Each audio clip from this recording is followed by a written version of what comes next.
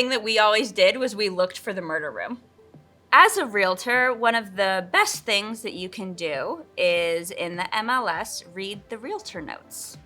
So a client of mine and I had been out looking at some different homes, and she was coming from another state. So there was a little bit of sticker shock, when looking at houses in Northern Virginia. So she was definitely willing to do more of a fixer-upper home, to get a really good price. So we saw some very interesting properties.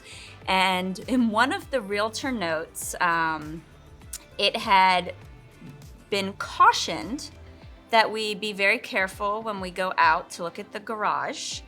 And then also when going down into down to the basement.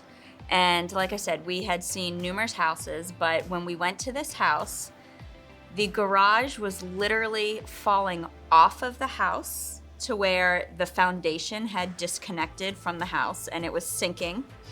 There was elevation issues, is what I will call them, in the backyard, to where, think about maybe a third of the backyard just fell, kind of like a landslide down the hill, and the deck was only maybe 7 feet away from where this fell.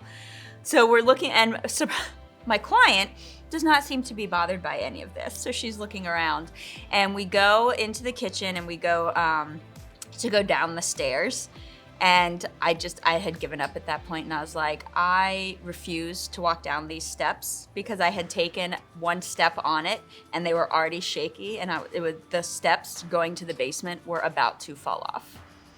This is also the same house that upstairs there were chains on the railings, and my client, again, not fazed by this at all, but she is an FBI agent, and she's like, oh yeah, it's not so uncommon. Not as uncommon as you think to find chains in houses. I was like, alrighty then, let's move on.